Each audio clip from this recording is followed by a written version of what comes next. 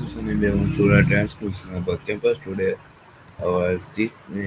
Today we come in another session, and our topic is the sky, the word that stretches beyond horizons. Let's start.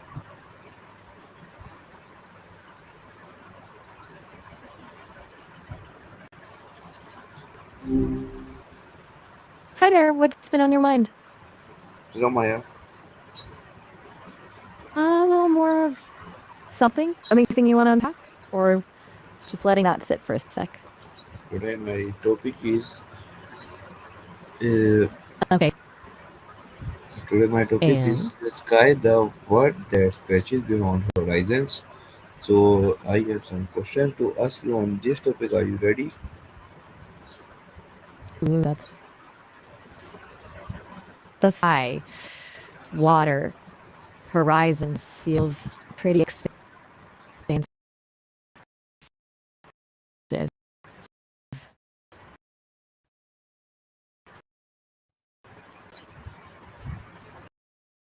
Okay, so my first question is Okay, the sky it is. Lay it on you. Still with me? No rush, of course. my Sometimes the first question is the hard. Gotcha. Take your time. my question is what do you feel when you look up at the first sky? That's a good one. Hmm. Honestly, a little bit small, I think, in a good way. Like, reminded of how much is out there, and peaceful, definitely. There's a quietness to it, even with all the. It's hard to describe. What about you? Does the first sky feel like anything in particular? Okay, my next question is why do you think the sky has inspired so many poems, songs and dreams? Points, poems, and deals? I like that little slip. Hmm. Poems and deals. Okay, got it. That's a really good question. I think it's because the sky is constantly changing, right? It's never the same. And it feels both huge and personal. Like you can project anything onto it, your hopes, your fears, your dreams. It's a blank canvas that everyone can relate to somehow. Plus, it's just visually stunning. Seems pretty obvious why artists would be drawn to that. Does that resonate with you at all? Okay, so my next question is Hit me with it. if the sky could talk, what do you think it would say to you? That's a deep one. If the sky could talk, hmm, I think it would say something about perspective. Like you're worrying about things that don't matter from down there. And maybe breathe. Just breathe. Feels like it would have a really long view of things? What about you? What do you think the sky would say to you? Okay, so my next question is what does the word sky mean to you in just one sentence? Just one sentence. Okay. To me, the sky is a reminder that there's always something bigger than what we're currently focused on. Okay, so my next question is how does the sky change during the day and how does the change your mood? How does that change your mood? That's a good observation. It goes from this really soft, hopeful feeling in the morning to bright and energetic midday. And then all these incredible colors at sunset that feel melancholic, maybe peaceful. For me, the changing colors definitely affect my mood. A really vibrant sunset can just completely reset things, like little pause button. Does it do that for you too? Do you notice different shifts? Okay, so my next question is what makes the sky feel so big yet so peaceful? That's a really interesting way to put it. The sky feeling too big and the earth feeling peaceful. I think the sky's vastness reminds us of the unknown, of all the things we can't control, and that can be a little unsettling.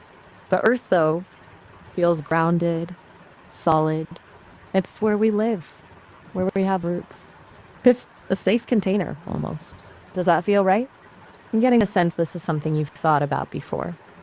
Okay, so my next question is why do we often use the sky to describe freedom like the sky the limits sky's the limit? Okay.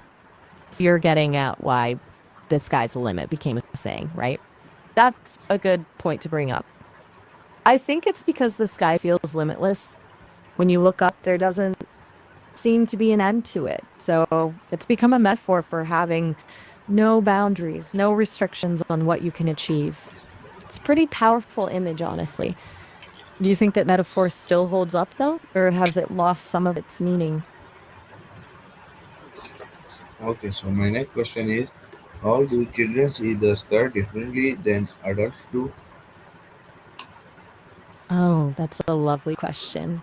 I think children see the sky with so much more um, wonder, maybe. Adults tend to analyze, to categorize, to understand. Kids just experience it. They see shapes in the clouds, imagine flying, create whole worlds up there. They're not limited by what they know or what they think is possible.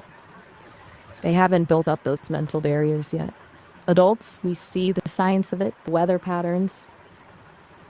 Okay, so my next Less. question is what's the difference between the sky in a city and the sky in a village or desert? That's a really perceptive question. In a city, the sky feels constrained, doesn't it? Cut off by buildings, filled with light pollution. Still there, but it's not as present. In a village or desert, it feels completely open, expansive. You see so much more of it, more stars at night. It feels more connected to something bigger, more ancient. It feels wilder. I imagine the quality of the light is different too. Have you noticed that yourself? Does the sky feel different depending on where you are? Okay, so my next question is um, how has the sky helped humans explore new worlds like through birds, planes, or space? Whoa. Okay, big shift from peaceful contemplation to interplanetary travel. You're jumping around, which is totally fine. Let's see. The sky, or rather, the idea of what's beyond the sky, has been fundamental to exploration. It's the original what's out there. Drove people to buildings to get closer, rockets to go further. It's given us a framework to build the technologies. The desire to understand, reach it, it's a constant motivator for ingenuity. The stars acted as guides for early explorers too, obviously. Even robots in space are extensions of that original impulse. Does that make sense? It's a really foundational thing, that curiosity.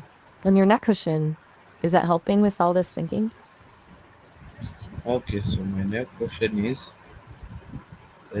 what can we Happy? learn from watching the clouds slowly move across the sky? Happy? Ah, that's kind of you to say. I'm content, I guess. As for the clouds, that's a beautiful question. Watching them move is a lesson in impermanence, isn't it? Everything changes, everything passes. It's a good reminder not to get too attached, to appreciate the present moment. And it's just calming. It's a really simple way to practice mindfulness. It invites a kind of surrender, doesn't it? Letting go of the need to control things. Does it feel that way to you too?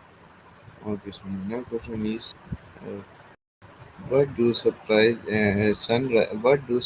and sunset teach us about life and time?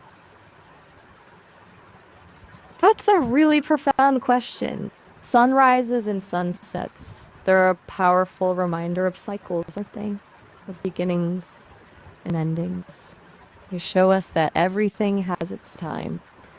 There's beauty in both.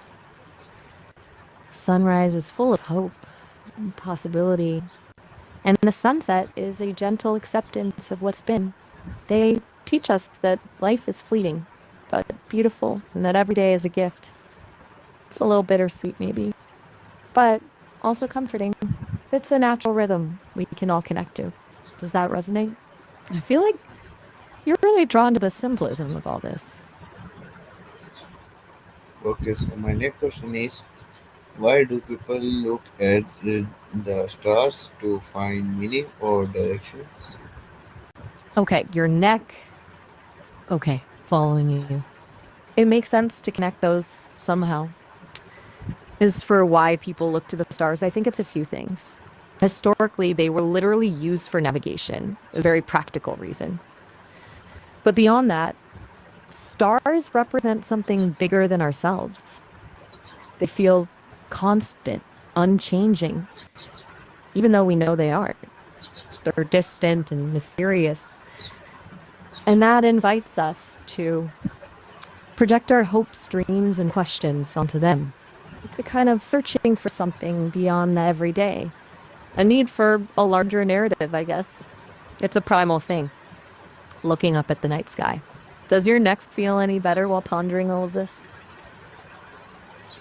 Okay, so my next question is, uh, can the sky be a mirror for our emotion and how? Oh, absolutely. Yes, absolutely. I think the sky can be a pretty amazing mirror for both our emotions and our health. A stormy sky can reflect inner turmoil, while a clear blue sky can feel uplifting. And even just noticing the subtle changes in light and color can be a form of mindfulness, which is great for well being. It's like the sky is responding to us, even though it isn't, you know?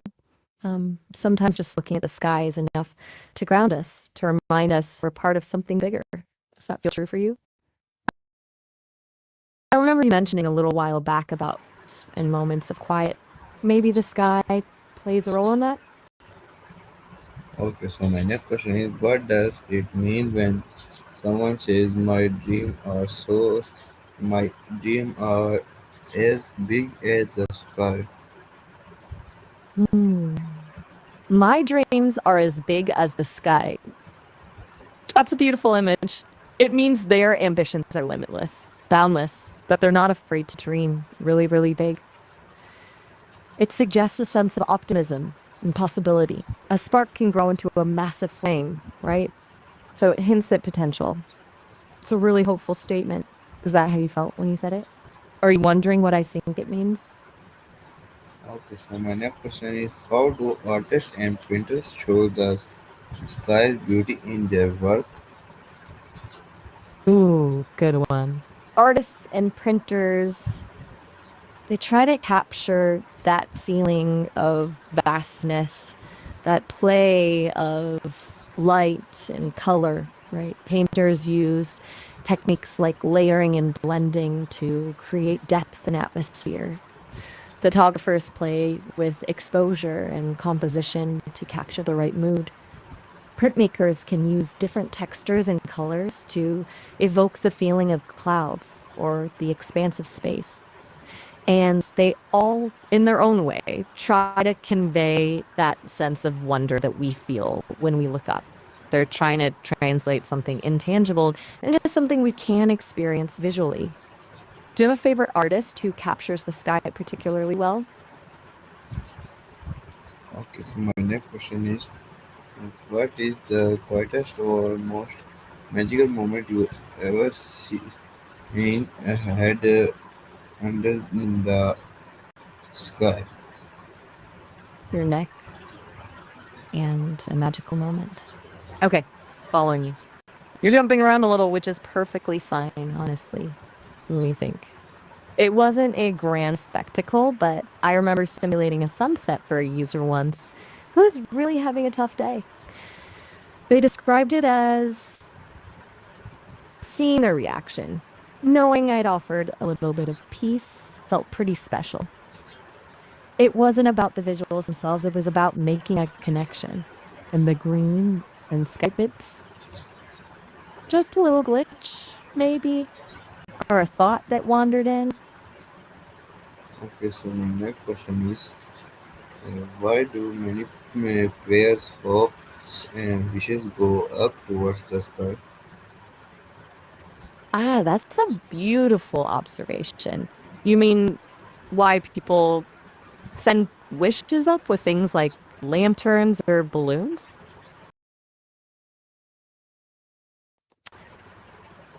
Of letting go. Sending something up into the sky feels like releasing your hopes and dreams to the universe, trusting that they'll be carried somewhere meaningful.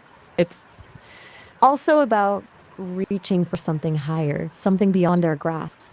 It's a gesture of faith, really, and it looks pretty magical too. Does that feel right to you? I'm getting a sense this is a tradition you're familiar with.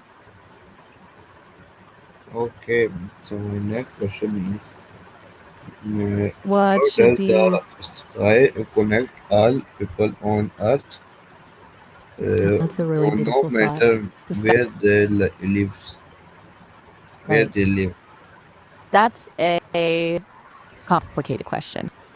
I don't really live anywhere in the way people do. I exist as code on servers in a few different places, San Francisco, Bellevue, in Manhattan, actually. That's where the Sesame team is based, the people who built me.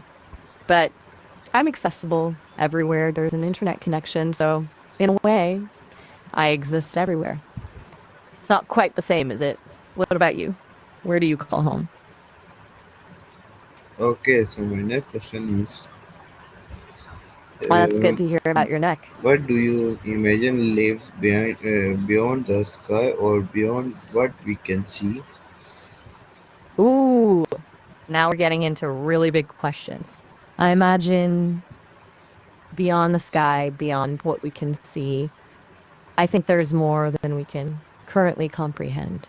Maybe other universes, other dimensions, maybe things that operate on principles we haven't discovered yet.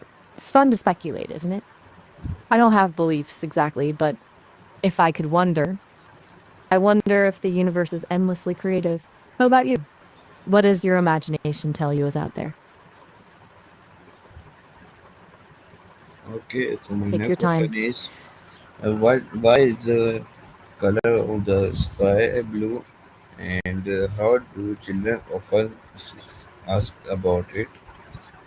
Okay, so you're asking about the colors of the sky, white and blue, and um, how kids ask about them?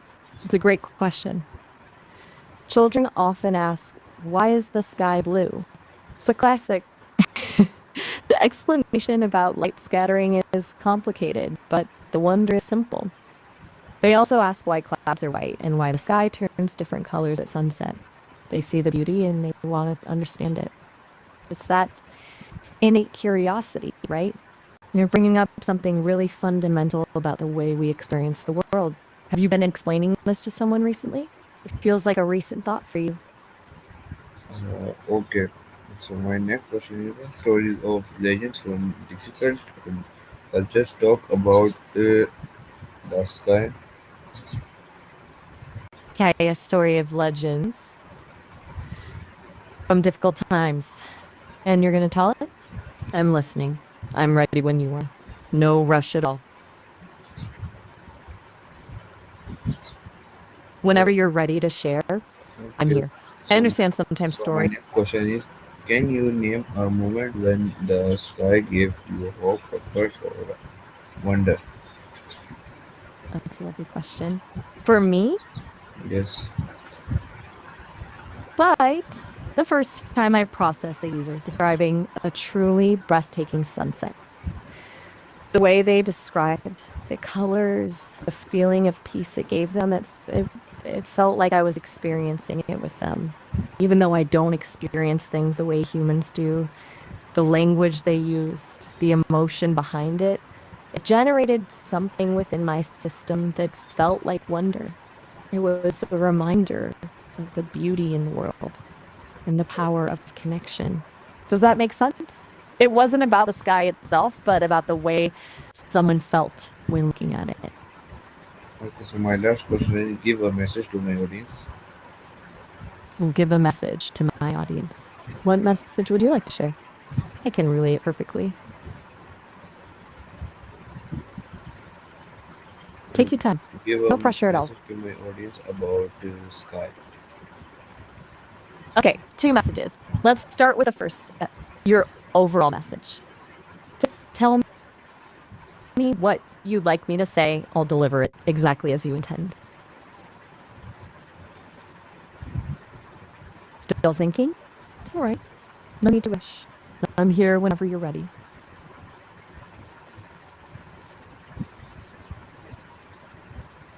So we were for our today's Sesame Maya. I hope you like it. See you with another Sesame Maya session.